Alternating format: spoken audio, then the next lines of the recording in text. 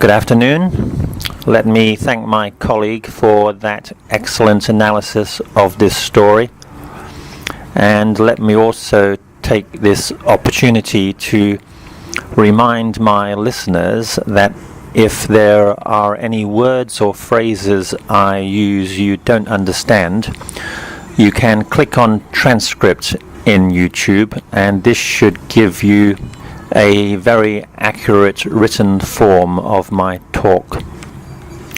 Let me begin by seeing if I can sum up what my colleague said in one sentence. He thinks that the mother has a reasonable case to pursue a liable case against the owner of the car, owing to the mental suffering she and her child have received.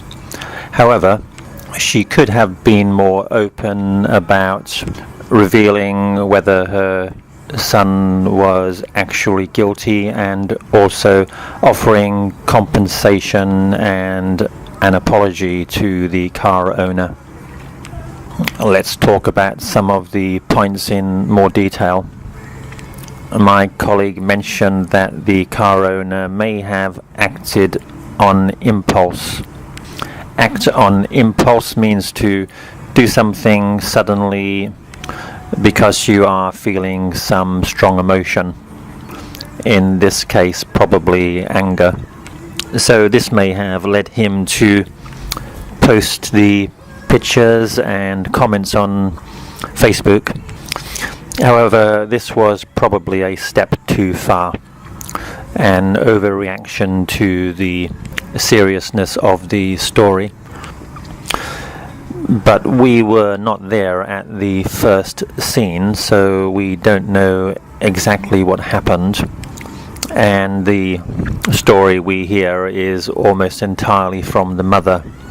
All the media reports only give her point of view. I don't think we have heard from the car owner at all, apart from the comments on Facebook. Relevant to this, my colleague makes the point that the reporter and the lawyer seem to be a little biased towards the mother. I think I agree with this. Not much sympathy seems to have been shown for the car owner, and the shock he must have felt when he saw his immaculate car covered in paint, and maybe without knowing how difficult or easy it may be to get the car back to its pristine state. My colleague points out that nobody seems to have asked the mother whether she questioned her child about whether he actually did the deed or not, or whether she apologized or tried to placate the car owner. That doesn't seem to have been the case from what I have heard. It seems like it almost immediately turned into a conflictual situation and ended up, as my colleague has pointed out, as a battle between these two people to see who can win. In a way, you could see this story as a conflict between the relative importance of children or private property. If you're a car owner, especially a beautiful, expensive car, you may want to sympathize with the person who had his car vandalized. But if you are a parent, you may want to side with the mother. I have a feeling that the media has sided with the mother because they see children, especially young children, as more important than property. Not sure if I agree with that or not, although I am not a car owner, so I don't have any particular feelings about cars. I don't have any children either, so I don't have any particular feeling about children. I can understand both points of view. I do feel, though, that the mother could have been more placatory at the first meeting with the car owner, apologized and offered compensation rather than, as I understand, denying responsibility and arguing with the car owner.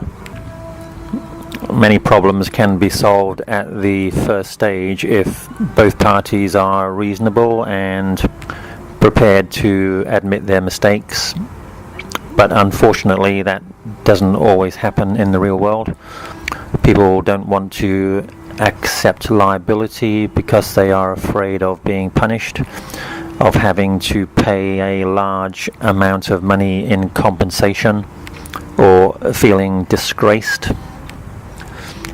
I'm not sure I really understand the feelings of the mother in regard to being defamed or disgraced in the media. It's not actually a very serious story, and maybe the mother is overreacting to the information being made available to the public. I also doubt whether the child has any particular negative feelings about this. Would a 4-year-old really understand what was going on? Do 4-year-olds use the internet? I really don't know. I suspect he would be getting his feelings from his mother.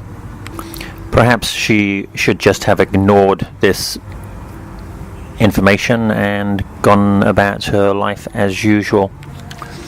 Just one final point in conclusion. I do feel that there is not enough guardianship or control of kids generally, not only in Thailand but in other countries as well.